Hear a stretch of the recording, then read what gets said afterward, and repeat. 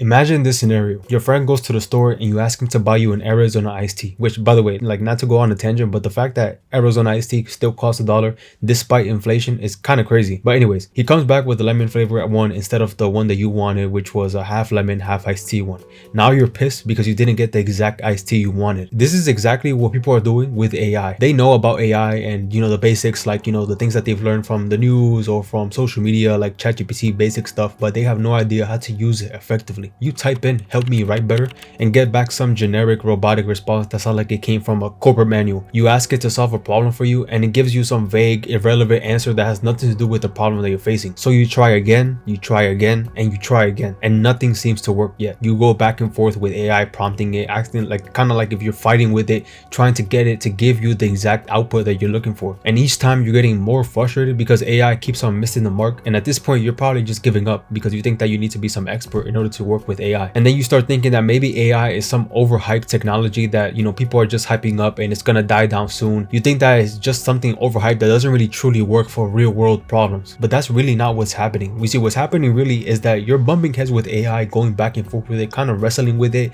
with the prompts that you're writing, and you're burning through patience and time, all because you don't know how to communicate properly with AI. That's literally it. Every bad response costs you more time, every unclear instruction leads to more frustration, and every generic output puts you further behind. It's like asking a friend to buy you chips, but then when they come back with some chips, you get mad because they didn't get the exact brand chips that you wanted. It's like, of course they didn't bring the exact brand that you were looking for because you didn't give them clear instructions to begin with. To be honest, most people suck at writing prompts for AI. The worst part is that you're missing out on AI's true potential. While you're struggling with prompting AI to handle basic tasks, there's other people out there who are using it to automate their business operations, helping them create high quality content that they can use on social media, and helping them solve complex problems that can be done in literally minutes or seconds instead of hours. The truth is, AI is only as good as the prompts that you write and you give it. And that's why I'm recording this video, because in this video, I'm going to go over a guide on how to write better prompts to get AI to give you better,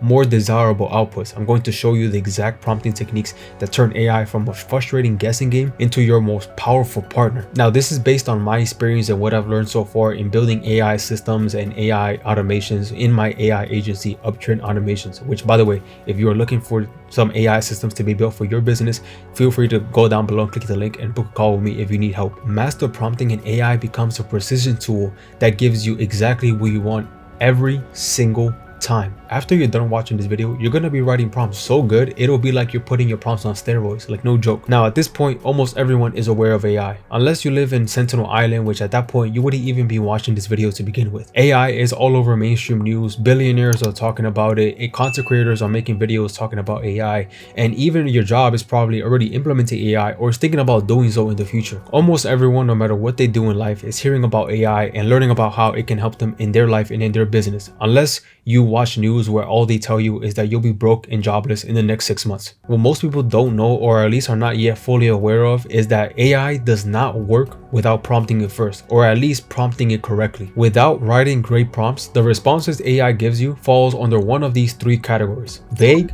irrelevant, or wrong. And none of these help you. If this is all what AI is giving you, then you might as well just not use it and just do whatever you're wanting AI to do yourself. But don't give up too quickly, because that's why I'm making this video, so that you can get better at prompting, so that by the end of this, you're gonna know how to prompt AI so that it can give you exactly what you want. You see, the solution is simple. If you want AI to deliver high quality results, you need to write high quality prompts. There is a structure that, if followed, significantly enhances your prompts and increases the chances that AI gives you the exact output that you're looking for. Basically giving you the answers that you want. And this is great because now you won't be wasting hours going back and forth bumping heads with AI. Now you're going to get higher quality outputs and at a faster rate as well. And it also is going to help you, save a lot of more money. Like in this case, like if you're using AI automations and you're using models like OpenAI or Claude, you know that you're using tokens when you're using these modules in make.com, for instance, when you're using those models in AI. And so if you're going back and forth with AI, rewriting prompts, testing it over and over again, because you're not getting it the right prompt because you're not, getting the answer you want, you're gonna, waste your tokens, and you're gonna have to invest a little bit more money in your OpenAI account, for instance, to use that module or that model of OpenAI in a platform like Make.com or Anyden or Zapier. Becoming a master at AI prompting helps you leverage any AI model or platform that you want to use. There's literally nothing you can't do if you know how to prompt correctly. I mean, this is a skill in itself that there's businesses paying people to help them with AI who know how to prompt. But anyways, enough talking. Let's just get straight into the guide on how to get better and master AI prompting. Now, before we get into prompting, I want to go over LLMs, what they are, and why it's important to know about them. LLM stands for large language models. Basically, they're advanced AI systems that are trained to understand and generate human language, and they're basically neural networks that are trained on billions of words. And they're basically mainly used for things like text generation. So this includes like content, code, emails. I'm pretty sure by now you've already seen other videos that include like, using AI to write code, or like, for instance, I made videos where, I use AI to write content like newsletters or like, short form posts or like YouTube scripts, stuff like that. Like that's what the type of things that AI can do for you. And chatbots and assistants as well. So like customer service chatbots, personal productivity chatbots. This also includes like voice agents. Like I've also built voice agents myself, and like that handle customer service, and also translation, summarization, and sentiment analysis. So this is like, converting text into different languages, like using like, for instance, Make.com to like, translate text, for instance, creating automations and workflows like that, summarizing documents, analyzing emails, and doing a sentiment analysis of the emails. There's people out there who have automated their email inbox so that they use AI to respond to emails depending on the sentiment. And also automation, so like building workflows, data extraction, and research help, like the workflows that I built in Make.com. That's like an example of using AI automation. And so this is what these models are used for. Now, examples of LLMs are things like ChatGPT. So it's a chatbot that's built on top of an LLM like GPT-4 and GPT 3.5. The newest model is GPT-5, and like, GPT Mini and stuff like that, GPT-5 Mini, stuff like that. Claude is another LLM. It's basically another chatbot that's built on top of an LLM like, Sonnet 4.5. That's like the newest version right now. And there's also other LLMs like, Llama, Gemini, DeepSeek, and many more. There's a bunch of that are coming out now, and there's a bunch of people that are using it, like Grok is another one as well. And it's important to know these because each one has its own strengths, and you understanding your options lets you choose the best tool for the specific task. So there are specific LLMs that are better for specific tasks. Like for instance, if you notice in my videos that I've made so far when it comes to building content systems using AI, you notice that I use Claude to write the content, right? I use Claude LLM, basically Sonnet 4.5, the newest version, to write the content to basically use the system to write the content, right? And the reason why I do that is because Claude, in my experience, based on what I've used so far, the LLMs that I've used, Claude is really good when it comes to writing content. And if you notice, I also use GPT like a 4.1, for instance, or GPT-5 for like things like summarizing and stuff like that, right? Like I've also done that in certain automation and systems that I built. And so there's certain LLMs that are good at certain things. Like for instance, Perplexity is known for being good at doing web search, and so there's people out there who use Perplexity to do research on their competitors and stuff like that. And so there's certain LLMs that are good at certain things, and that's what I basically mentioned right here. Like Claude is really good when it comes to improving your creativity and writing. And then ChatGPT, that's just based on my experience and what I've noticed, and I've also heard from others as well who have used these LLMs. They've also said the same thing, that Claude is really good at creating creativity and writing. And so it's good to know this because if you're building automations or workflows with AI, some LLMs are cheaper to use as well than others. And so there's also some LLMs that are cheaper to use, like some models are cheaper to use when it comes to like OpenAI. So like first is like GPT-4o, like that one is a cheaper model to use for like if you're looking to summarize things like summarize meetings, transcripts, and stuff like that. And there's other models that are a lot more expensive, right? And so knowing these models, these LLMs that are available to your disposal, and knowing which one is better for what use case, and knowing which one is cheaper than the other is good to know, because if you're building automation of systems, you're gonna like know, okay, I'm gonna use like GPT 4.1 or GPT-5 for this, and I'm gonna use like Claude Sonnet 4.5 for like writing content or whatever it may be, right? It helps you like compare cost and like speed and accuracy as well. And so now that you know the basics of LLMs, let's get right into prompting and how to actually get good at writing prompts. So there's many things that you can add to an AI prompt that makes it better, but I've compiled it down into 3 core components that you need in every prompt in order to make the prompt like really good. Like basically in order to increase your chances that AI gives you exactly what you want. And I call this framework the RTO framework. So basically R stands for role, T stands for task, and O stands for outcome. These are the three components, the three core components that are needed in your prompts in order to actually get a good outcome and not have to go back and forth with AI, bumping heads and wasting hours and just testing your patience basically, right? Like that happened to me in the very beginning when I first started using AI. Like it was testing my patience, right? Like I was prompting it and I was getting a bad outcome and I was like going back and forth, stressing out, like wondering why I was not getting exactly what I wanted from AI. And so inside these three components, there are some things that can be added to make it 10 times more powerful. Adding these things will be like putting your prompts on steroids, like no joke. Like once you do these three things, like adding these things in your prompt, you're going to notice a difference in your prompts. But before I go over these, I want to go over a crucial step that you need to perform before you even put a single word in your prompt. And if you skip this step, AI might give you results that you never wanted. And that's going to lead to a huge waste of time and potentially money. Like if you're building AI automations and you're using platforms like Make.com or like N8N or Zapier, and you're using models in those platforms and you're like trying to get it to do something for you, especially if it's a complex task, if you do not know how to prompt correctly and you're going back and forth, you're basically wasting tokens. And you're going to have to, like, if you waste enough tokens, you're going to have to go into your account and like, let's say for instance, OpenAI, you're going to have to put in some money in order to use those models again. This doesn't apply to like people who are using like regular things like ChatGPT. Like ChatGPT is free to use, but when it comes to like building AI automations and systems, you're going to be investing a little bit of money in like, let's say OpenAI, in order to use their models in those platforms. And so the step is basically this: before you write any prompt, think about and be clear on what the end goal is. This is extremely important. So basically what you need to ask yourself is, what do you expect AI to do or respond with? Like, what is the result that you're expecting? What output that if AI were to give you would leave you satisfied? These are the questions that you need to ask yourself before you even write a prompt.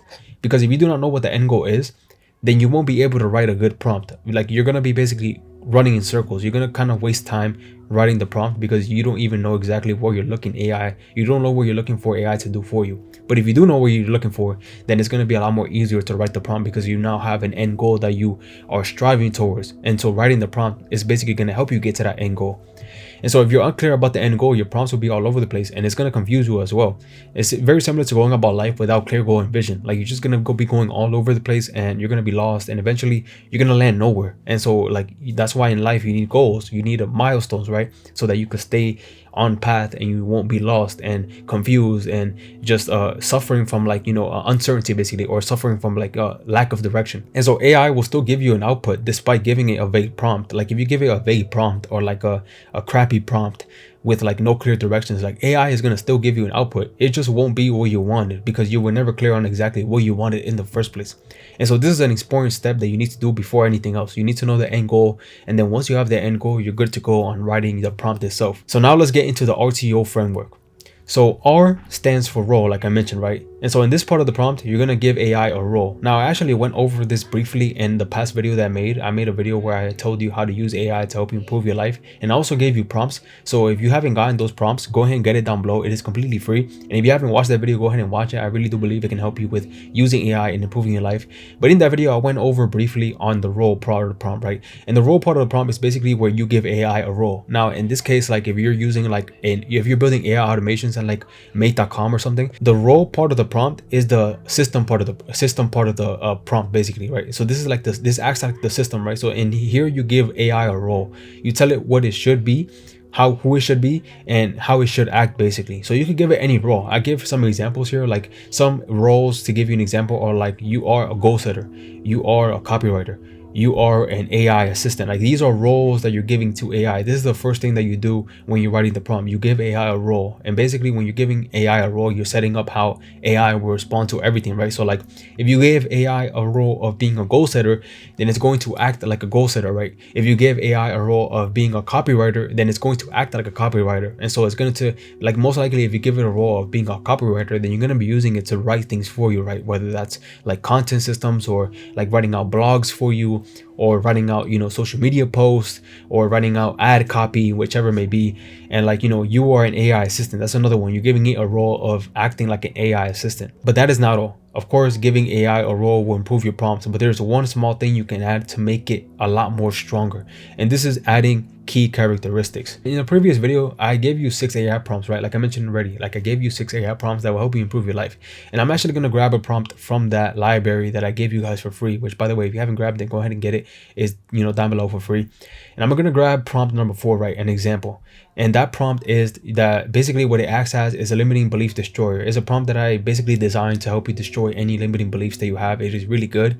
And if you look at the role in that prompt, this is going to be the role that I gave it. Basically, you are a world-class limiting belief destroyer with expertise in cognitive psychology, neuroscience, and personal development.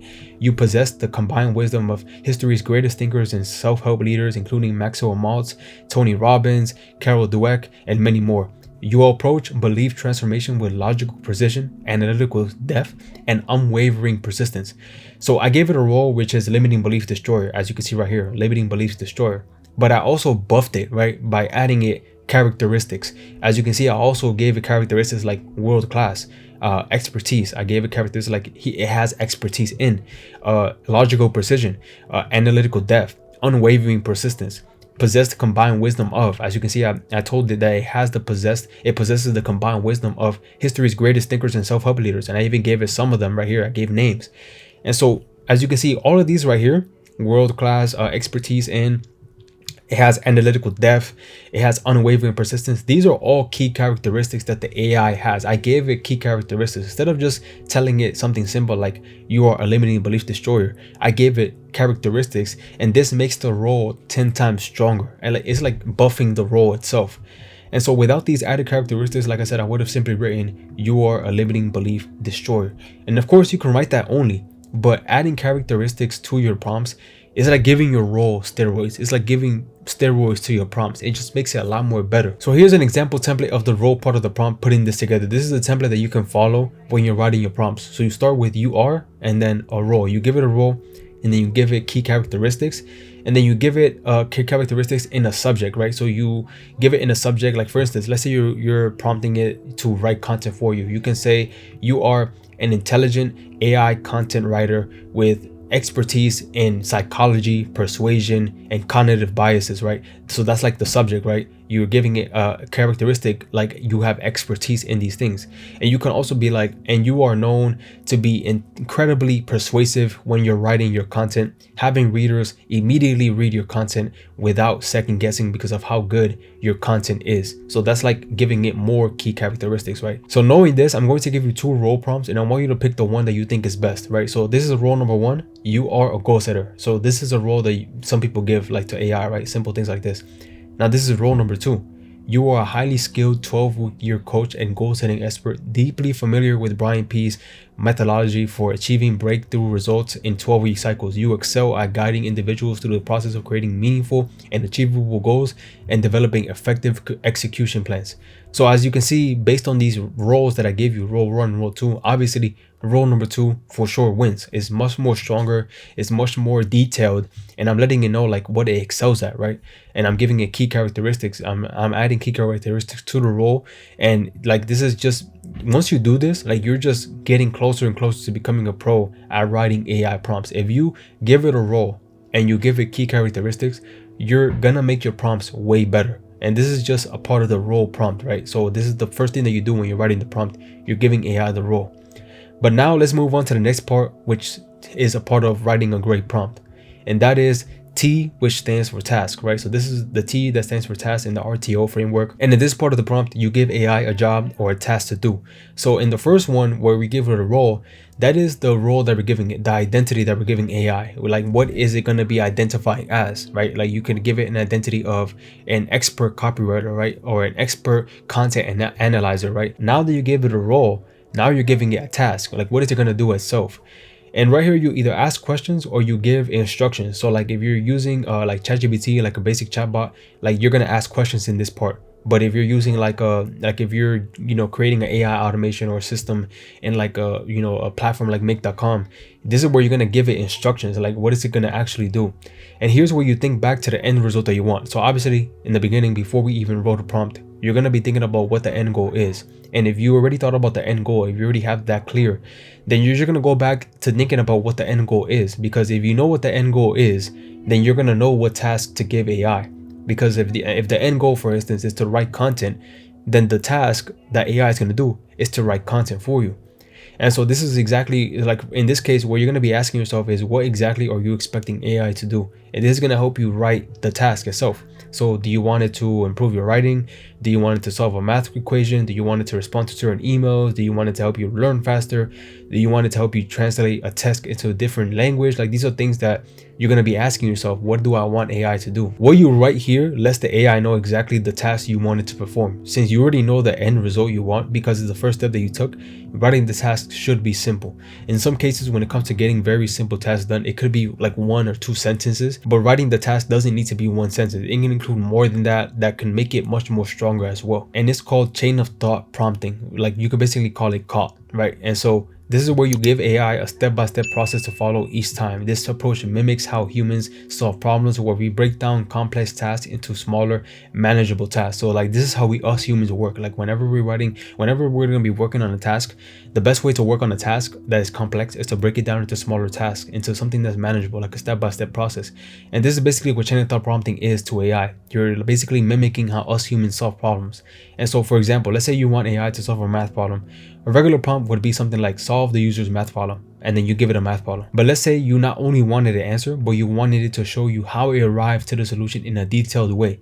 Here's how you would write it in this case. Solve the user's math problem following this step-by-step process. 1. Analyze the math problem. 2. Break the problem down clearly into parts. 3. Solve the problem. 4. Explain each step. And then 5, give a well-detailed, explained overview of how you arrived to the solution. So this is how you would write a prompt using chain of thought prompting. This right here is just a simple task that you give it. And this right here is a much more detailed using chain of thought prompting, when you give it a step-by-step process of what it would follow to basically get this task done. So this one gives you a solution, and the other one thinks in steps, allows AI to think deeply to arrive to the solution, and it gives you a guidance to help you understand how it got to the solution in the first place. One lowers my IQ over time, which in this case, it just gives me the answer without giving me an explanation of how I got to it, so I don't really learn anything. And the other one raises my IQ by teaching me instead of feeding me answers and just me blindly accepting them. So that is chain of thought prompting, which you can use in your prompts to make it much more better by having it follow a step-by-step process. So let's go back to the limiting belief destroyer prompt that I created. The end result we want is to help us destroy our limiting beliefs. Without chain of prompting, here's how we would write it. Help the user overcome the limiting belief. Like, that's it. That's all we would write if we were to not use chain of thought prompting. But with chain of thought prompting added, here's how we would write it. Help the user overcome and destroy the limiting beliefs by following the step-by-step process. Carefully analyze the limiting beliefs shared by the user. Ask probing questions to understand the depth, origin, and evidence supporting this belief. Systematically deconstruct the belief using logical reasoning and evidence-based approaches.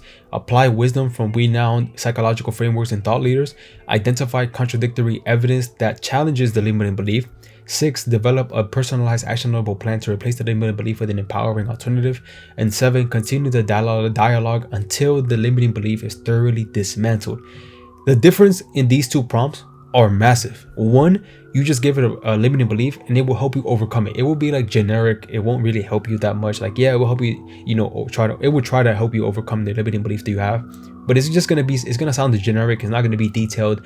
Whereas this prompt right here, chain of thought prompting, if I were to give it this prompt in the task part of the prompt, like, it's going to help me destroy the limiting belief following this step-by-step process. Like, it's gonna deconstruct the limiting belief and help me dismantle it so that it doesn't exist in my mental system. But that is not all that you can do as well to make your prompts a lot better. There's more you can add to make your prompts overpowered, like OP as people call it in the gaming community. Like, you can do things that can help it that make the prompt overpowered, and that is adding guidelines and context. So here we give it specific details, guidelines, or constraints to the AI model to get accurate and desirable results or outputs. We go deeper and specific to make sure it knows exactly what we want done. So giving context to AI helps it be more informed on the why behind the task itself. So that is also helpful whenever you're using AI to do more complex tasks. Giving it context helps it know, okay, why am I doing this task in the first place? What is this thing that I'm achieving? How is that helping this person or this business, for instance, right?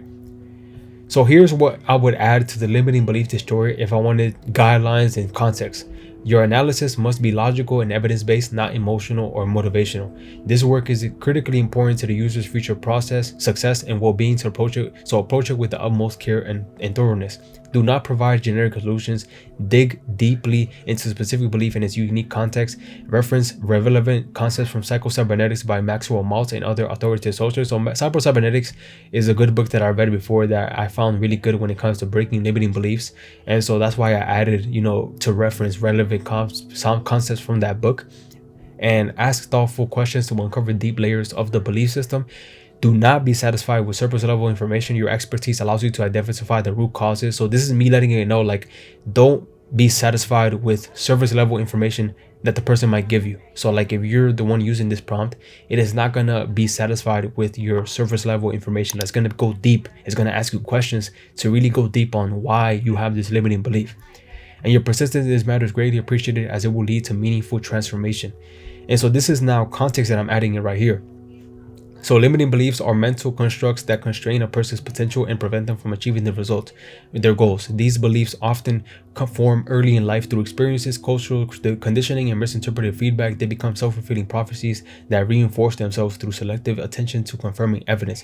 And it's a bit longer. I don't want to read the whole entire thing because I don't want to take up a bunch of your time. But as you can see in this part of the prompt, we give it context, right? We give it context on why this prompt is being created, why we're giving it this task, right? It's giving it a bunch of context, giving it more information, feeding it more information to the AI brain so they can help us really destroy the limiting beliefs. And so adding this part of the prompt is useful because when you test your prompt and you need to tweak something, you can always come back to this part of the prompt to add or eliminate something. So if you test the prompt and you might, let's say you want to tweak something, you can eliminate something from here, or you can add something here, right? It's bulleted, right? So you can add another bullet point with another instruction or another guideline, another constraint that can help you get exactly what you're looking for. Now, you can always give it a simple task, but adding these all together, in my experience, makes the prompt much more accurate. It makes it more useful and more aligned with your intention. And this is especially useful when you're dealing with complex or extremely detailed tasks. Like, for instance, if you're using like AI to do something very simple, like you're not going to give it a huge prompt. But if you're using AI to do complex things, like for instance, automating your blog, right? Like, you're not going to give it a one sentence task. It's still going to write the blog for you, for instance, but it's just not going to be a good blog. It's going to sound generic and robotic. And so adding these things like context, adding guidelines, constraints, that's going to make AI write your blogs, for instance, a lot more better, a lot more detailed, a lot more human sounding, basically. If I don't add guidelines and context in the limiting belief destroy prompt, it would probably just give me generic advice on how to break the limiting belief. It would probably skip critical steps. It will probably use motivational fluff instead of evidence-based reasoning, and that's what I don't want. And it's also probably going to miss depth, which I don't want it to miss depth. I want it to use, its intelligence, and I want it to go deep. Now let's move on to the final prompts of a great prompt, and that is the output. So O stands for output. So in the role part of the prompt, we gave AI a role, right? Like an identity. What is it acting like? And then the task part of the prompt, we gave it the job, like the task. What is it gonna do for us? But now in this part of the prompt, the O, the output, here's where we're gonna basically show AI exactly what a good response looks like. And it's just like not just what to do, but how to do it. And this helps you guide AI to respond to your task in the way that you want. You let it know, hey, this is the ideal output that I want. And you can guide it by giving example Q&As, example input and outputs, modeled answers, or just give it clear and concise instructions of what you want the response to be like.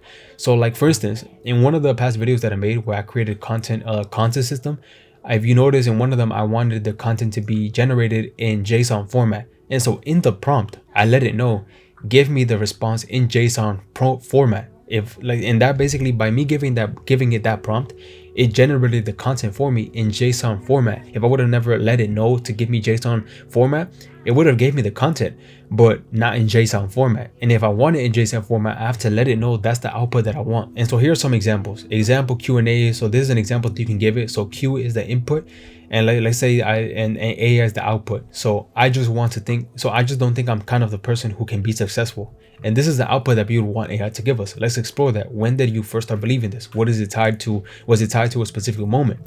And modeled answers is like, first is giving it modeled answers of how the conversation should be like. So like user belief, I always mess things up.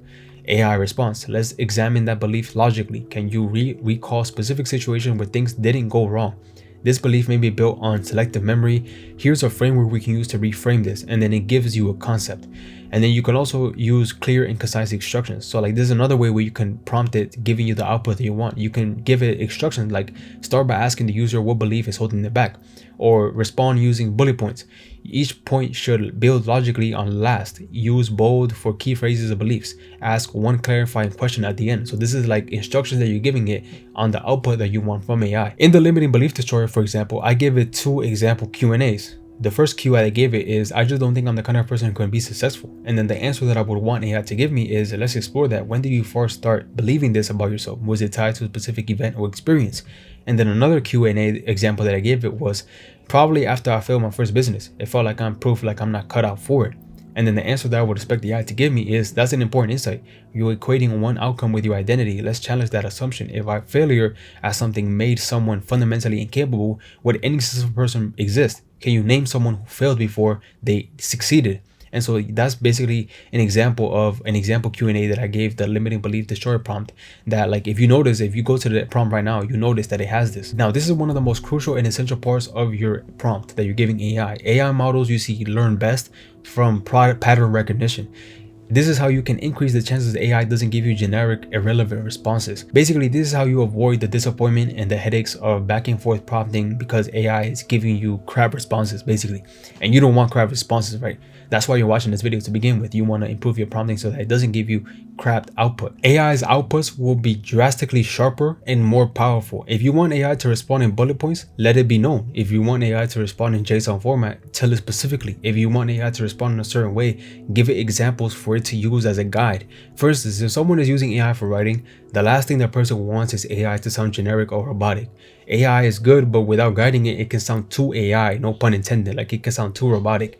And to avoid this as best as possible, you can give it examples of how you want it to write. If you wanted to sound and maintain your style, you would give it examples of your own writing. This way, when it works on the task, it will use the examples you gave it as a guide on how to write. And like, if you notice in the AI system that I built for content, you notice that I always give it output, like instructions or examples of how to write the content so that it doesn't sound robotic or too AI. Adding this to your prompts makes it 10 times stronger. So now we're finally at the end of writing a good prompt, basically writing a prompt on steroids. And here we add final note. So in the final note section, we're reminding AI key details of the task and can even add a few details to further buff it, right? To further give it a buff. It provides reinforcement and behavioral constraints that guides AI. So adding this at the end helps by preventing deviation. It helps you by sustaining the right tone. It helps you reinforcing non-negotiables and preventing common failures. So one thing to note is that AI tends to remember what is at the beginning and at the end of a prompt. So what's crazy is that us humans work the same way. Like, we usually memorize what we read at first, mainly because what we read at first is the first thing that came into our brains, and what we read at the end is what was the last thing that basically we digested. And so we usually remember the last thing, and we kind of find it hard to remember the middle parts, especially if we're reading or taking in a lot of information. And so this is something that is called the serial position effect.